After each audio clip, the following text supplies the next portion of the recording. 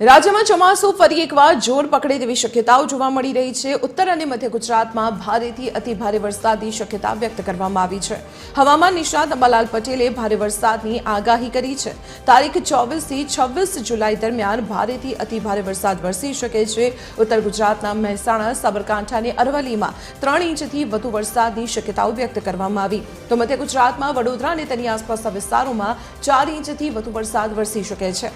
વરસાદી સિસ્ટમ મજબૂત થાય તો 6 ઇંચથી વધુ વરસાદની સંભાવનાઓ છે। ઉત્તર અને મધ્ય ગુજરાતના કેટલાક વિસ્તારો વરસાદથી તરબોળ થઈ શકે।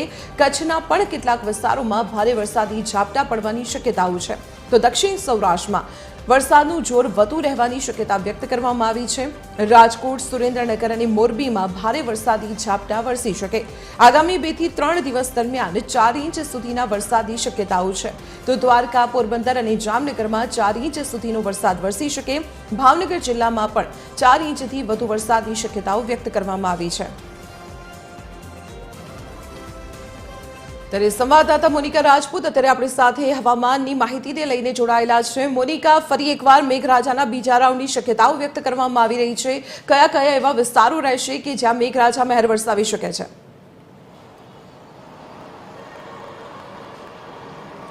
બિલકુલ તો દીપાલી, જે પ્રમાણે વાત કરવામાં આવે તો વરસાદે વિરામ બાદ ફરી એકવાર હવે હવામાન વિભાગ દ્વારા પણ જે આગાહી કરવામાં આવી છે, ઉત્તર અને મધ્ય ગુજરાતમાં ભારેથી અતિભારે વરસાદની આગાહી કરવામાં આવી છે।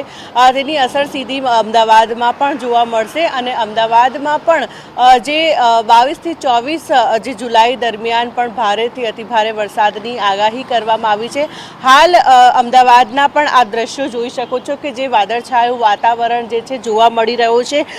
બીજી તરફ જ્યારે વાત કરવામાં આવે તો આગામી 7 દિવસ દરમિયાન પણ રાજ્યમાં ભારે વરસાદની આગાહી કરવામાં આવી છે। સાથે જ દક્ષિણ ગુજરાતમાં યલો એલર્ટ પણ આપવામાં આવ્યું છે।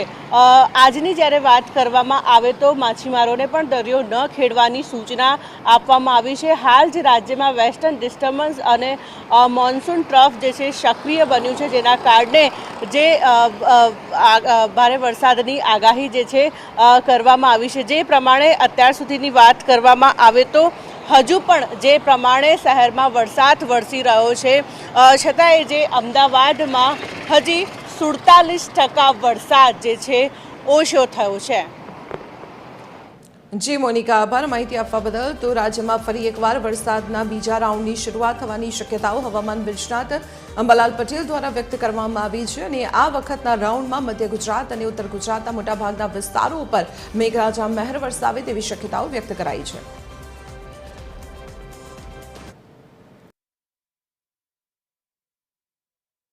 અને કચ્છના ભાગોમાં પણ વરસાદ થવાની શક્યતા રહેશે, જેમાં ઉત્તર ગુજરાતના ભાગોમાં મહેસાણા, સાબરકાંઠા, અરવલ્લીના ભાગોમાં વરસાદ થવાની શક્યતા રહેશે। કોઈ ભાગમાં 3 ઇંચ કે તેથી વધુ વરસાદ થવાની શક્યતા રહેશે। આ ઉપરાંત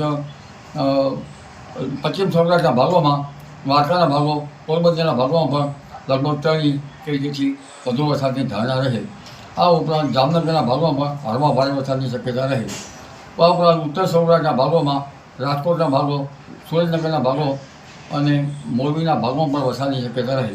તારીખ 24, 25, 26 કે 27 સુધીમાં ઘણા ભાગમાં ભારે, તો કોઈ ભાગમાં અતિભારે, તો કોઈ ભાગમાં હળવાથી ભારે વરસાદ થઈ શકે।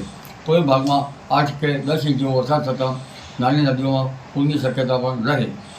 ઓગસ્ટ માસમાં પણ સારો વરસાદ થવાની શક્યતા રહે।